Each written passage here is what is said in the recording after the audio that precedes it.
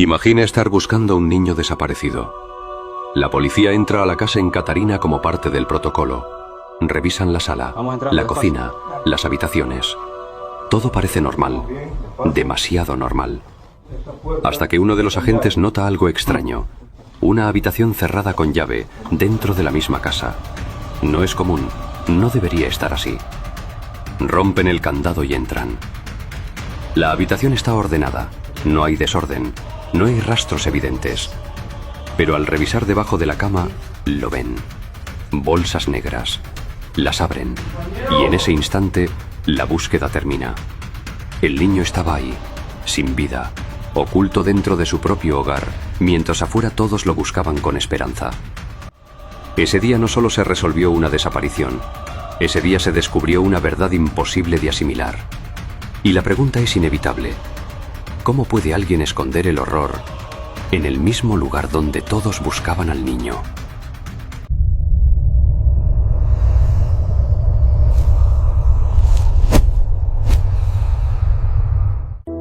La mañana del domingo 18 de agosto de 2024 transcurrió como cualquier otra en Catarina. El pequeño de 7 años vivía en una casa donde el movimiento era constante. Era un niño inquieto, de esos que llenan los pasillos con risas y juegos. En este pueblo de artesanos y miradores, la confianza es la norma. Las puertas suelen estar abiertas y los niños se mueven con naturalidad entre la acera y la sala. Ese día no hubo discusiones ni señales de alarma. El niño desayunó en casa, se movía entre las habitaciones y jugaba en las áreas comunes. Para la familia, era un domingo de rutina absoluta. Nada rompía la calma. Era un niño bien alegre, siempre andaba viendo en qué entretenerse. Ese día pues se sentía una paz normal en la casa, todo estaba tranquilo. Nadie podía imaginar que esa tranquilidad era solo como un velo.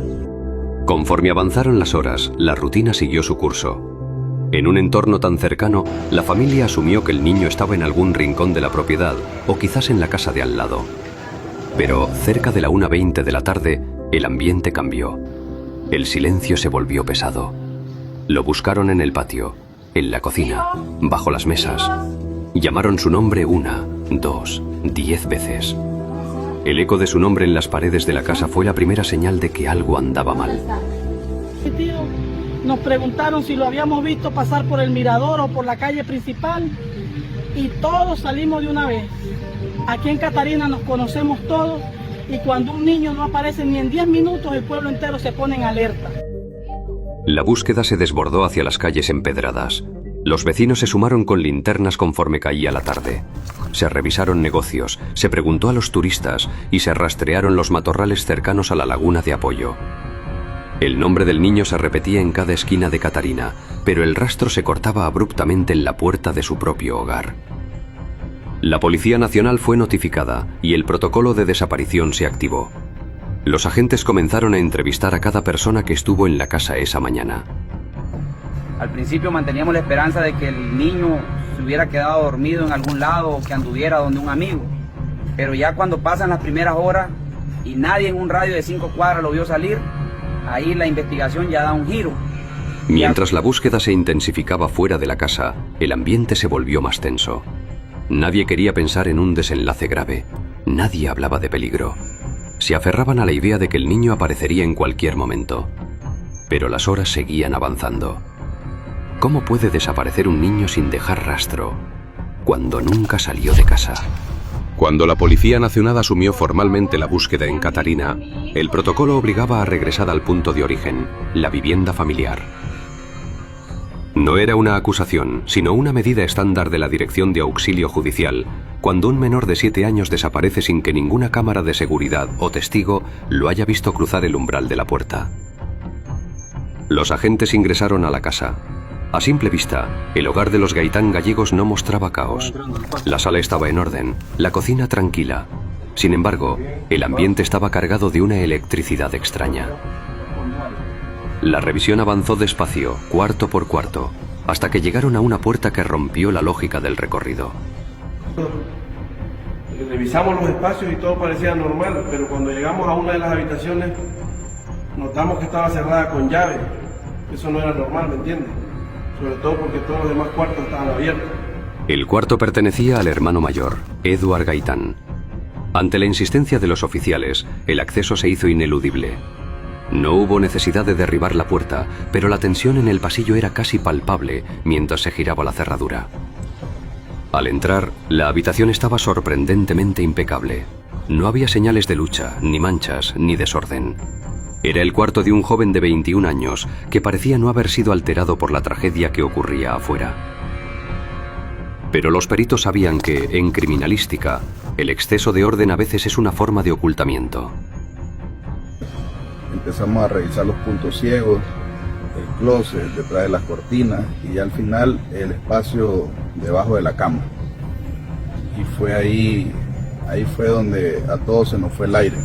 Al inclinarse, los agentes divisaron un bulto envuelto en bolsas plásticas negras, cuidadosamente selladas con cinta adhesiva.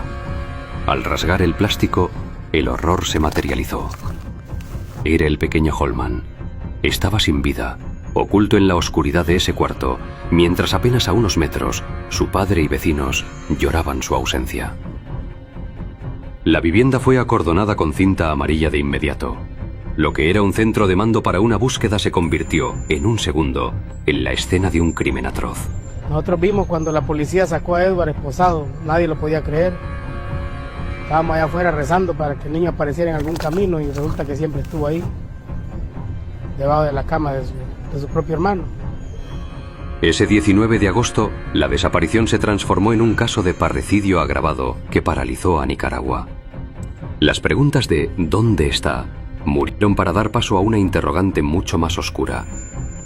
El niño nunca salió de casa, y el silencio de esa habitación cerrada con llave fue el último testigo de su destino. Tras el hallazgo del cuerpo, la vivienda en Catarina dejó de ser un hogar para convertirse en una cápsula de evidencias.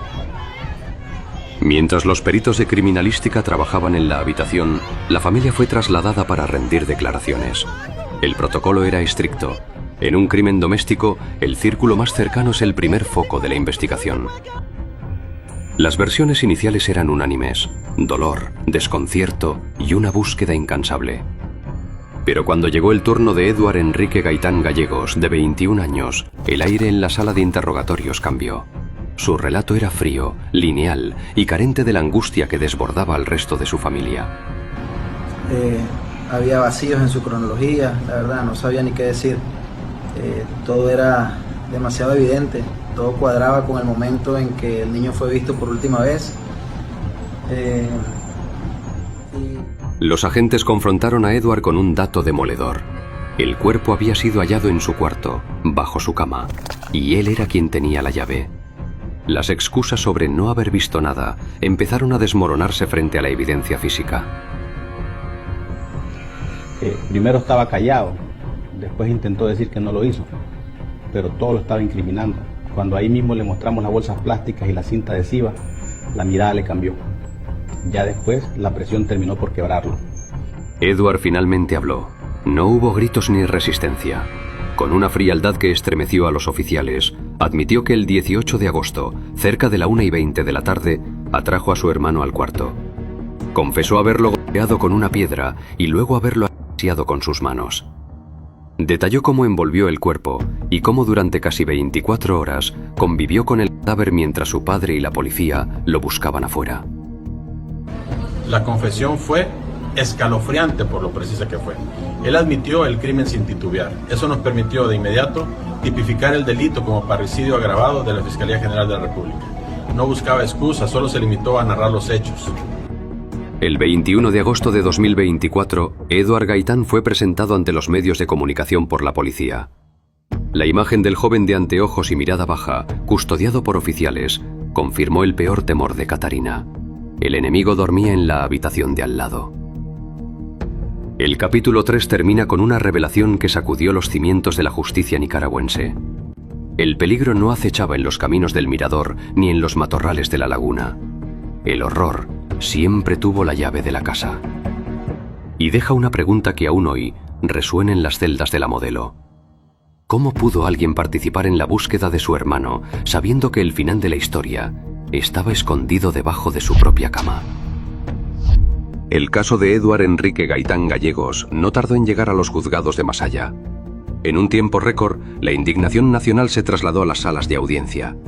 El proceso fue rápido, impulsado por una confesión que no dejó lugar a dudas y una montaña de pruebas periciales que confirmaban que el ataque contra el pequeño de 7 años fue ejecutado con una frialdad absoluta.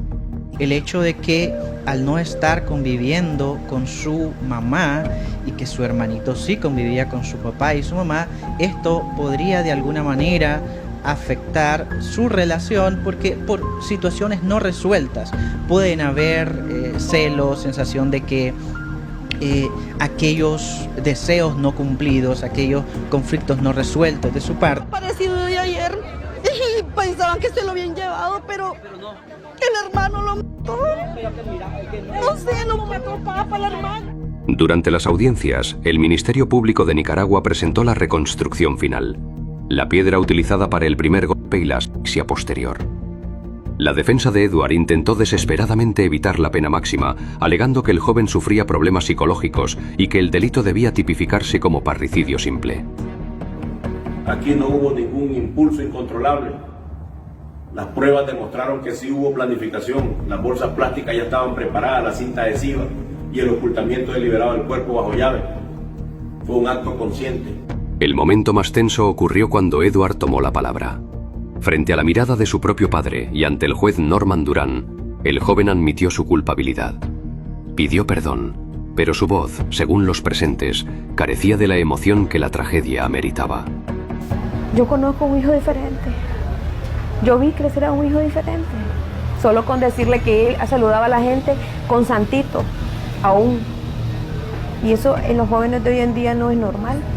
Mi hijo santito a todo mundo, o sea. Entonces ahí, y yo siempre le inculqué el amor a Dios, el temor a Dios, a mi hijo. Por eso yo digo, a mi hijo algo me le pasó. Él era un muchacho pasivo. Nosotros aún estamos en shock, la familia, porque nosotros no comprendemos qué pasó en realidad. No sabemos, yo como madre no sé qué le pasó a mi hijo, no sé.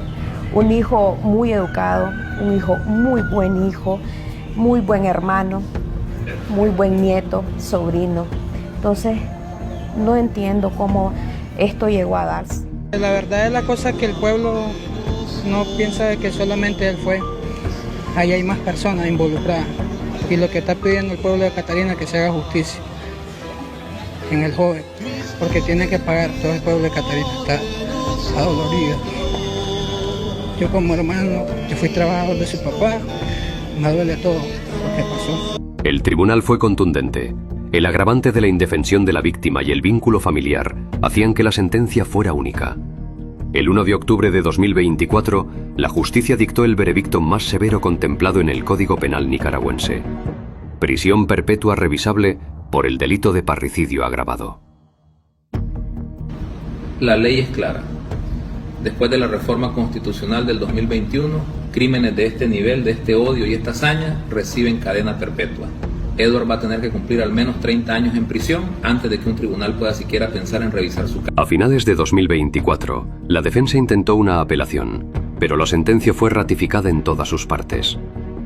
Hoy, Edward Gaitán cumple su condena en el Sistema Penitenciario Nacional Jorge Navarro, conocido como La Modelo, en Tipitapa, separado de la población general por su propia seguridad. El proceso legal terminó, pero el silencio en la casa de Catarina sigue siendo absoluto. La familia, fracturada por el mismo hijo que ayudaron a criar, enfrenta ahora la cadena perpetua de la ausencia. El caso cierra con una certeza que hiela la sangre. El perdón se puede pedir, pero 30 años de espera son solo el inicio del precio por haber traicionado el vínculo más sagrado de un hogar.